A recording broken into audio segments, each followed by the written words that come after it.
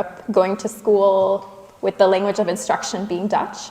And then I moved to the United States when I was 16 years old to Jacksonville, Florida, which was very different than what I thought about Florida.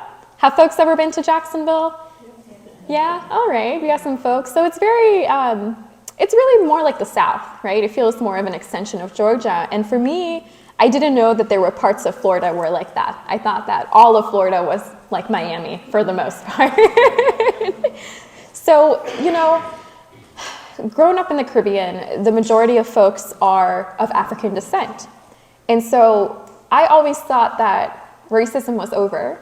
You know, that wasn't a thing within the United States because we grew up learning about Rosa Parks, MLK, Malcolm X. And then to come to the United States at the age of 16 and to see, you know, just vestiges of racism, a KKK office, for instance, ginormous Confederate flags. It was very jarring for me personally because I just didn't expect it.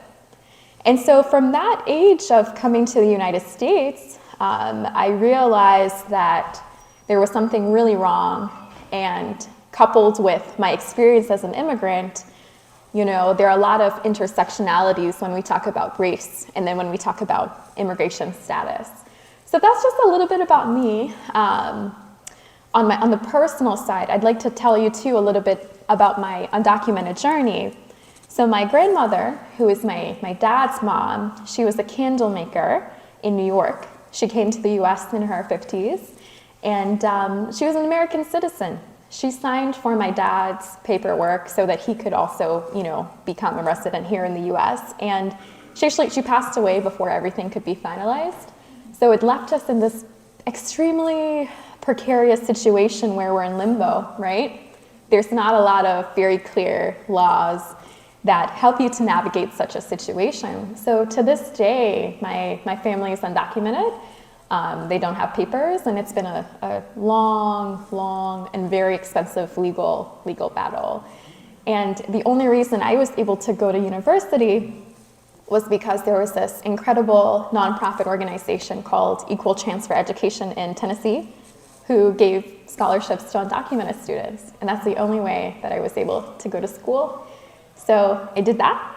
I had a 4.7 weighted GPA in high school. I did soccer, I did cross country, I did theater, I was in the International Baccalaureate program. I did everything.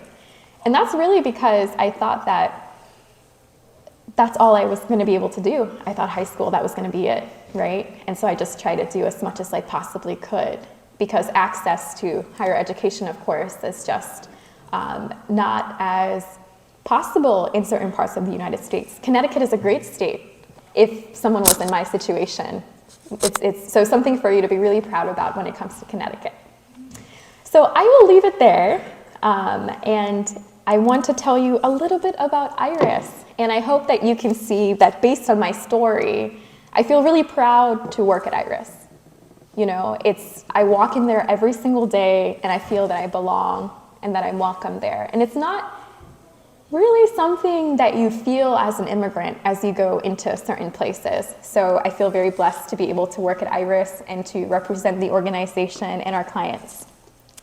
So, of course, this talk is about environmental migration. And, you know, growing up in the Caribbean, it was very obvious that agriculture was just a way of life. I come from both sides of my family, farmers. And I guess I never really thought about it until I went to school. I went to university. And I always had a love for the environment and climate change. Well, I don't love climate change, but you know what I mean. I always found it interesting. I always found it fascinating. And then, of course, I was always grappling with this side of myself of dealing with immigration issues, with being undocumented. And it wasn't until that I was doing some work on migrant farms where I saw that these two issues come together, right? So I saw folks who were displaced in Mexico due to droughts and due to the fact that they couldn't be growing their food any longer. And so I was like, wait a second, there's something here. There's something here. And that was really the first time where I was kind of able to marry those two interests. And that's really it for me, and how I became extremely interested and passionate about this issue. So before I kind of talk about IRIS and how IRIS collides with climate migration, I want to tell you a little bit about what it is, because I imagine some of you might not know about us. So we are a refugee resettlement agency. We were created in 1982 out of the Episcopal Church of Connecticut. And thereafter, we became our own organization, a secular organization that's not affiliated with any specific religion. And we have been going strong. You know, we really started with like a 8-person staff. And now we're over 150 employees, and we have 2 offices, one in New Haven and one in Hartford. So what happens is that the US government calls us and says, hey, you have a family of 8 that's going to be to you in 2 weeks. And we have to drop everything, find a place for folks to live, right? And my favorite law that the US government requires is that a newcomer must have a culturally appropriate hot meal. It's the best law in the United States. And it's such a joy and such a pleasure when we welcome folks and we're able to say, here's a meal from your country. And it's great, they feel welcome right away. But within the first week, within the first 90 days, the first 120 days, there are very specific things that we have to do, like enrolling kids in school, you know, helping parents find a job, English language learning, really everything that you can think of is what we do when a family comes to us.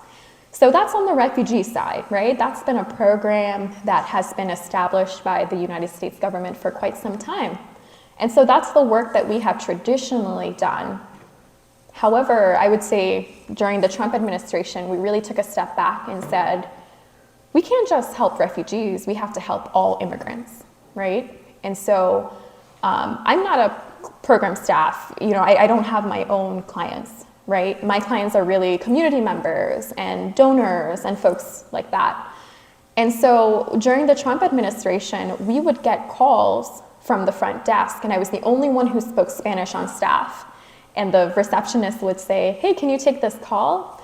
And it would be mothers, wives mostly, that would be saying that my partner has been detained and I don't know where they are and I can't get in touch with them. And so we decided to step in as an organization to help folks who were being detained and deported in the state of Connecticut. So that's something that I feel really proud about, the work that we're doing.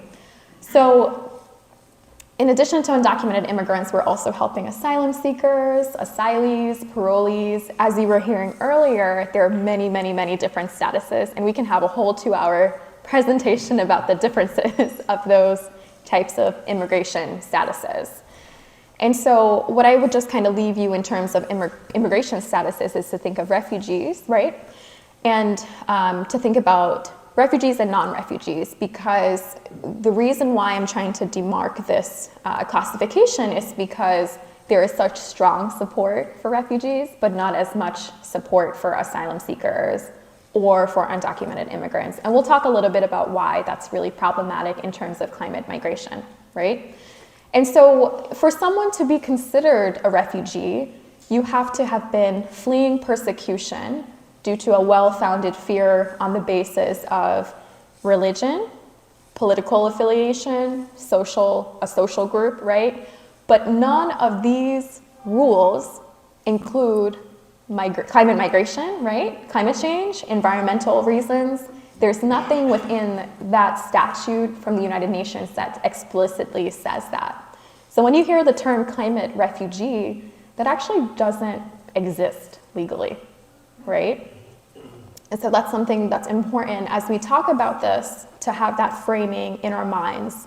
Because what that means is that folks who are being displaced due to climate change don't necessarily have legal protections, right? They tend to be undocumented.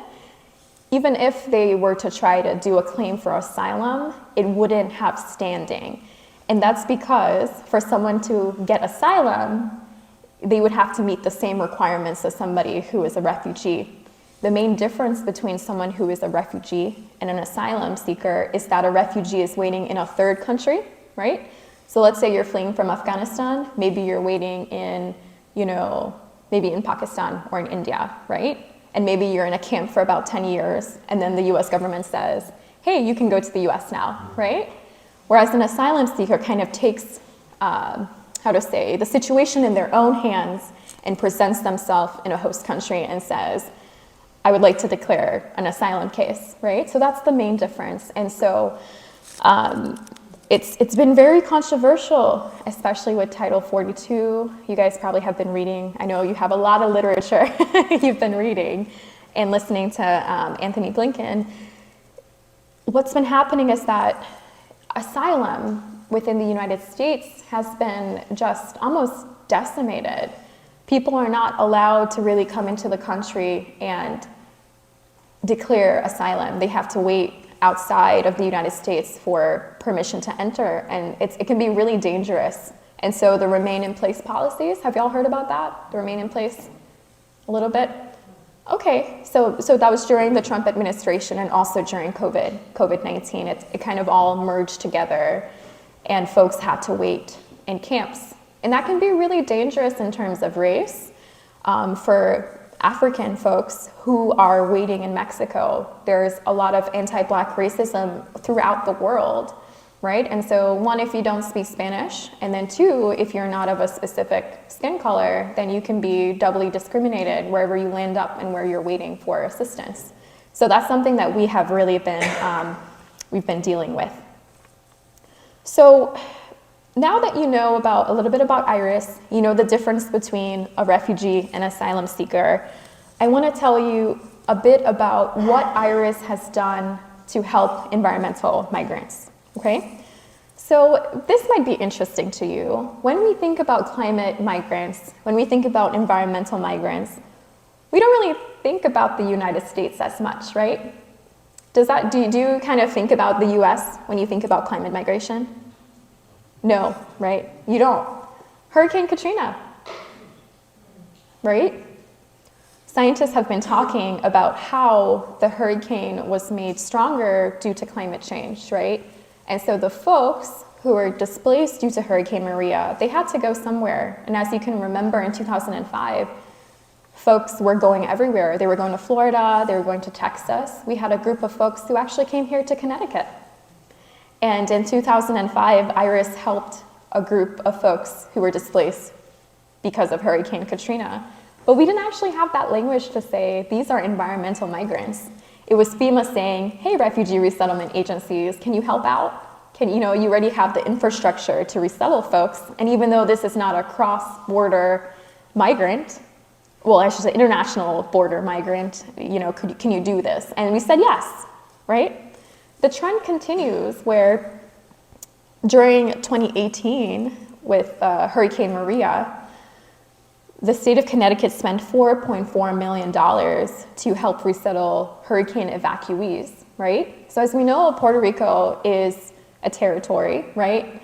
And rather an incorporated territory, and the folks who come here are Americans, right? They're Americans, they don't live on the mainland, and so even though they're not immigrants, they still present it to have some similar needs as we would resettle folks at IRIS, right? It looks like language differences.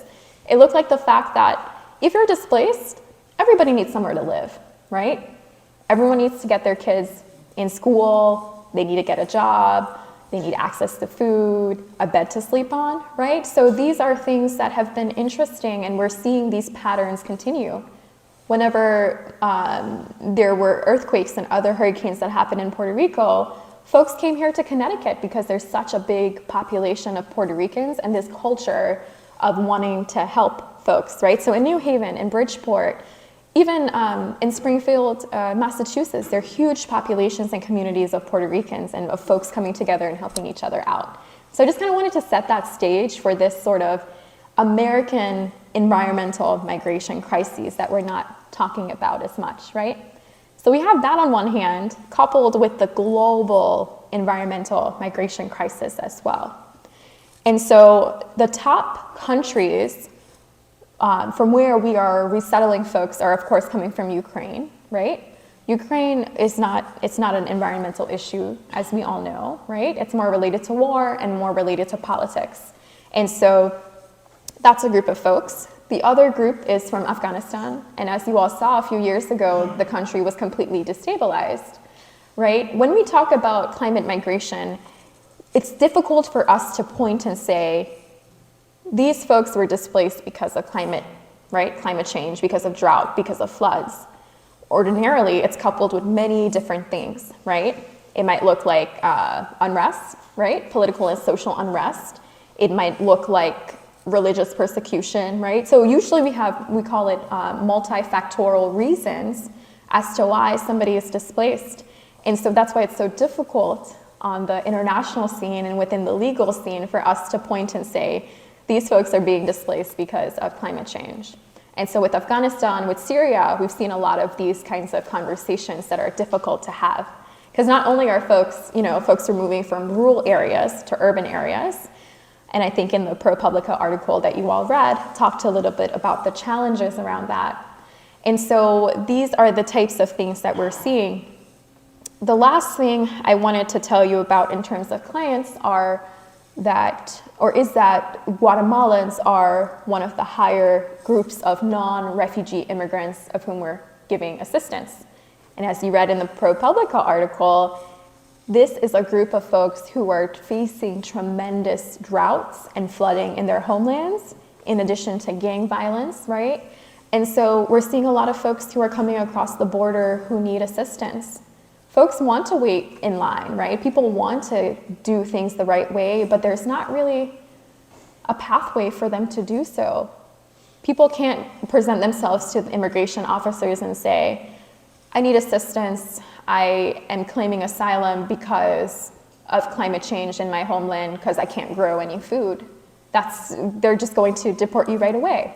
So it's something that we're seeing quite a lot and trying to help folks to see the context of what's happening. And so one of the solutions I want to pose to you, and I'm hoping to open up to questions to whatever it is that you guys want to talk about, is Welcome Corps. Have y'all heard of this program? Welcome Corps. Kind of like Peace Corps, but Welcome Corps. Do we have any Peace Corps folks in the audience? Anyone did Peace Corps? No? Okay. So it's funny, you guys were just watching Anthony Blinken, but he announced a few months ago that the US government is launching Welcome Corps. And it's where the average American can welcome a family in their neighborhood, which is really exciting. And it's something very different than what we have done traditionally. In Canada, this is what they do, right? Communities rally together and say, yeah, we can welcome one family. We'll all band together and help folks. So this is something that's just being rolled out. And IRIS is one of the consortium members of rolling this out, which is a really huge deal for us. So we're contracting with the US government to bring attention to this. And I'm sure y'all haven't heard it very much on TV, right? Like on the news. And you all seem to be the type of people that are reading things and learning things, right? And you haven't seen it being announced as much. So, yeah. Can you describe it in more, because Blinken mentioned it in there, and I didn't know what he was talking about. Yeah, thanks so much. Thanks for saying that. So, I have some slides too that I'll send around to everybody, and I'm happy to, once we finish this, to get you connected to folks at IRIS who are actually mobilizing folks to do this work. So Welcome Corps, it's very similar to the IRIS co-sponsorship program. Have y'all heard about the co-sponsorship program?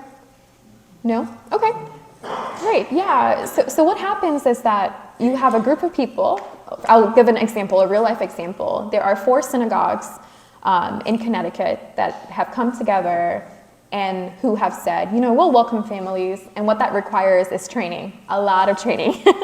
Because one person kind of becomes the person in charge of education, enrollment, school enrollment. Then another person is maybe in charge of networking to help somebody find employment, right? Another person is perhaps in charge of teaching the family about paying bills and how it works in America. Very different, right? Very, very different. And so it requires a little bit of fundraising. Exactly. No, that's perfect. Yeah, so New Start Ministries, if you know folks who are doing work with New Start Ministries, it's exactly the same situation. But instead of only being in Connecticut, the US government is saying, let's do it in the entire United States. And what's cool is that if you're in Idaho, IRIS can help you to form a group, and we can help you with fundraising and help you get a family. The first phase of the Welcome Corps program is to get folks from sub-Sahara Africa. And that should make your ears perk up a little bit in terms of climate migration, right? So many folks have been waiting in refugee camps for over 15 to 20 years to get to the United States. You know, if we want to talk about racism within the immigration system, you know, why is it that folks from Ukraine are able to come in, you know, basically as soon as the war starts? And of course it's important. It's not to say that they shouldn't come, right? But the question lends itself to say, what about the folks from sub-Sahara Africa? And why aren't we stepping up and ensuring that folks of African descent are allowed to come into the United States with the same amount of vigor and support, right? So this Welcome Corps program for the first phase allows us to welcome Congolese, folks from Rwanda. They're people who are still reeling from the genocide, you know, who are waiting in refugee camps. So it's a really cool program. Connecticut is ahead of the curve. Right, like New Start Ministry, a model for folks around the country to say, look at them, look at what they're doing, we can do that too. So that's something that's very exciting. And if you want to do something that, you know, welcomes folks and also addresses the climate migration issue, it's a really cool way to get involved. And I'm happy to send you guys information about that. Yeah, it's a good question. So we tend to use the word environmental migrant, right? Because it's all inclusive of climate. And then also sometimes just random natural disasters happen, which are likely attributed to climate change, but sometimes there's just like freak, you know, earthquakes, right, things like that. And so environmental migrant is the term generally. And what's been happening is that the US government has been using TPS, temporary protected status, as a way to provide some sort of protection for folks, but really the US government has to say, we are recognizing this particular situation as, you know, a catastrophe, and we're giving folks like a year of temporary protected status. But that's not a pathway to anything. You can't get a green card after that, you can't do anything, right? I know folks are very grateful to be able to have a temporary protected status, right? Because it means that they're in the United States and they're safe, but then what does that mean? And we've seen that quite a lot with Central Americans, right? Especially folks from Nicaragua, where it took a lot of movement for, they called it the Adjustment Act. I know there was like a El Salvadorian and Nicaraguan Adjustment Act. So the government would have to say, now you can apply for a green card. And that's actually what's happening to Ukrainians and to Afghans right now. So folks are just kind of biting their nails, and folks who were helping the military in Afghanistan, their time is running out. They probably have about 3 months before their status expires and they're undocumented. So I know Biden is talking a little bit about how we can do something, but Congress really has not pulled through to help the Afghan people, and now they're about to be without status. Something very similar happened with Cubans in the 80s. Yeah, it's a good question. I will absolutely send Barbara a chart that we've created, but essentially, you know, immigrant is an umbrella, right? That's the umbrella term for all of these different categories of folks. So the difference between a refugee and asylum, right, is that the refugee is waiting in a third country, right? And then an asylum has presented themselves to the United States. And they have to have those, what's in the United Nations definition, right? So fleeing from persecution on the basis of religion, you know, political affiliation, social affiliation, those kinds of things. But then we have things like parolee. A parolee is somebody who's allowed to be in the United States temporarily, usually between 1 year and 2 years. Those right now are Ukrainians and Afghans, right? If you are a parolee, you don't have a pathway of applying for permanent residency and then for American citizenship. Whereas if you are a refugee, after 5 years, you can apply for American citizenship, right? You can work. You can, as soon as your foot touches American soil, you can work, right? Same thing, if you are an asylum seeker, it's likely that you don't have anything and you're waiting for your case to be adjudicated. But once you become an asylee, then it's almost as equivalent as being a refugee, and then you can apply for a pathway to citizenship. If you are undocumented, it means you have nothing, and likely you don't have a pathway to anything. Absolutely. Absolutely. Your systems thinking, you're going to the root of the issue. Absolutely. I 100% agree with you that the average migrant that I talk to yearns and longs for their home. You know, people want to stay if they can. That's where their families are. That's where they grew up. That's where their ancestral land is. Absolutely. And what Vice President Kamala Harris was doing pretty early on in the administration was really amazing, because nobody had really done that to such an extent. And we call it climate adaptation. What does climate adaptation look like? Does it look like building higher seawalls? Does it look like using science and technology to reinvigorate the soil and to make it more arable? Absolutely. I think that's very important. And we see the US government, I think, was it $1 million that Biden just said that he would commit to for Latin America, where they can use it for climate adaptation. And especially because of what you're talking about, it's the majority of folks actually are trapped where they are, and why not make that easier to live in? So yeah, absolutely. And I think we need both, right? Because no matter what, people are still leaving. And so how do you work on those two things at the same time? I think it's a formula for success. So thank you again for Thank coming. you. And feel free to stick around. And Thank you. we'd like to talk to you.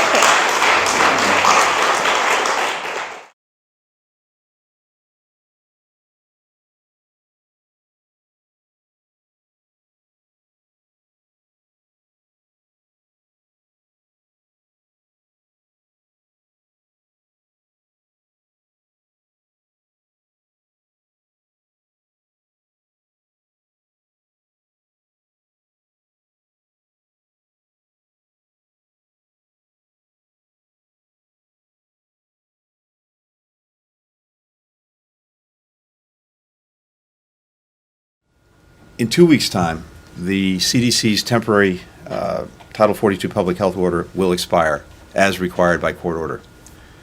President Biden and agencies across our government have been taking robust steps to prepare for the effect that this will likely have on our immigration system, our partners in the region, and the movement of people across our hemisphere. Secretary Mayorkas will speak about the immediate impact of Title 42's expiration and our stepped-up enforcement efforts. But first, I'd like to take this opportunity to put this in the context of our broader approach to migration in the region, which we'll continue to build on in the coming weeks. It's an approach focused on making migration more safe, orderly, and humane, and on advancing the interests of the American people. If you step back, and it's really important to do that, globally, there are more than 100 million people on the move today, compelled to leave their homes in search of security and better lives. That is more people than at any time in recorded history. And in our own hemisphere, we are facing an unprecedented migration challenge. Long-term drivers like violence, corruption, lack of economic opportunity continue to push people from their homes. Problems that have been exacerbated by the pandemic, crises of governance, extreme weather events caused by the changing climate. 20 million people are displaced across this hemisphere, and the strain on transit and host countries is high.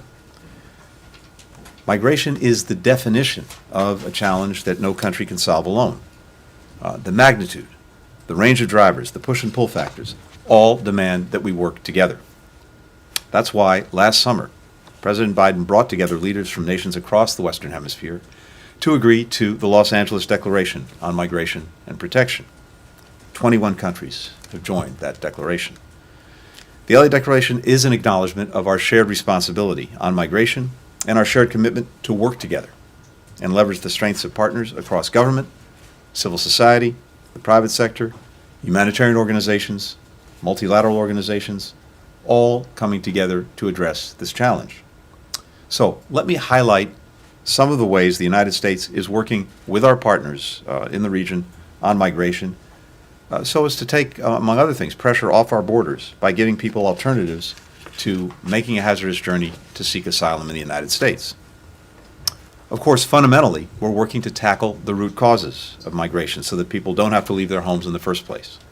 That includes investing and redirecting and mobilizing resources toward greater economic opportunity, as we've done through the more than $4.2 billion in private sector commitments that Vice President Harris has helped us secure for North and Central America. These investments by businesses and social enterprises will sustain and create jobs, connect people to the digital economy, expand access to financing, provide training and education for young people and workers, and improve economic livelihoods across the region. We're also investing in economic opportunity through the nearly $1.2 billion that we provided in humanitarian assistance across the region last year, and through initiatives like our commitment to work with our partners to train and equip 500,000 local healthcare workers across the hemisphere over the next 5 years so that more people can get quality care in their own communities. All of these investments will help people feel that they have a future in their own communities. Now, of course, many of these investments can take time to bear fruit. So we're working in parallel on critical collaborations and initiatives with partners in the hemisphere to have a more near-term impact. First, we're supporting host countries as they provide legal protections and assistance to refugees and migrants so that they can thrive in their new communities. We're doing that by delivering funding to schools, health facilities, and other providers of support to migrants, funding the staffing and capacity building of local asylum centers and systems, and supporting registration and documentation efforts so that individuals can gain and demonstrate legal status, which is critical for access to work, to schools, to social services. Our partners, in turn, are doing extraordinary work in this area. Colombia, for example, has given 10-year temporary protected status to approximately 2.5 million Venezuelans, allowing them to work, to study, to access public services. Ecuador, Costa Rica, Belize are also undertaking similar efforts to regularize migrants from Venezuela and Nicaragua, as well as Peru. We see efforts as well to forgive existing migrant overstay fines, effectively removing one of the largest barriers to regularization. Brazil's Operation Welcome helped over 100,000 Venezuelans voluntarily resettle in places where they have greater economic opportunity. Mexico and Canada are increasing the number of people that they welcome on a humanitarian basis.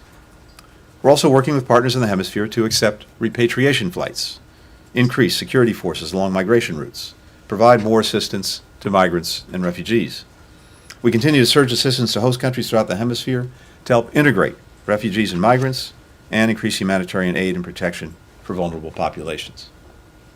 Second, we're announcing a 60-day surge of urgent assistance to regional partners to enhance security, to counter smuggling, an effort that Ali will share more about in a few moments.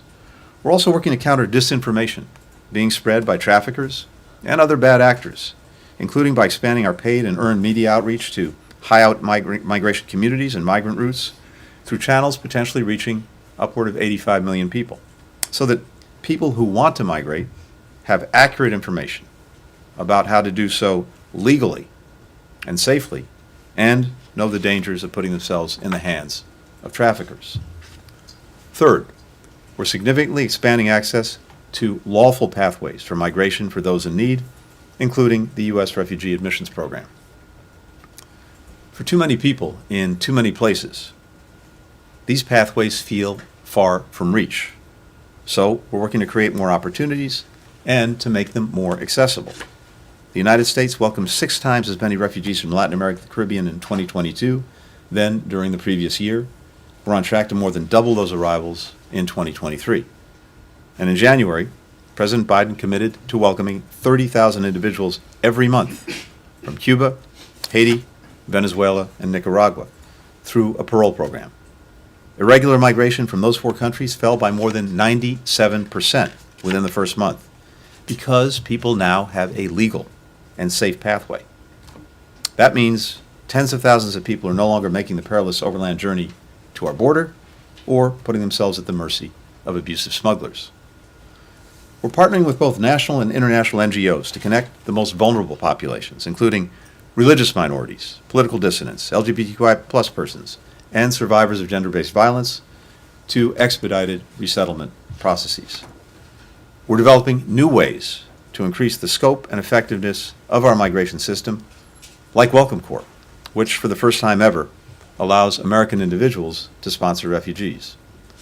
And soon, we will stand up regional processing centers in select locations in the region. I want to thank Colombia and Guatemala specifically for their role as excellent partners of the United States in these efforts. These centers will be operated by international organization partners and improve qualified individuals' access to accelerated refugee resettlement processing, family reunification, and labor pathways in the United States. There'll also be a referral point for lawful pathways as well as humanitarian refugee protections in other countries like Canada and Spain. These centers will take a hugely important step to prevent people from making the dangerous journey to the border by providing a much safer legal option to migrate that they can pursue in and from their own countries. It's a new and innovative approach that does right by people who want to migrate and that enhances security and stability in the region. Later today, I'll have a chance to travel to Denver for the City Summit of the Americas, where we've convened leaders to talk about how governments can better deliver for their people.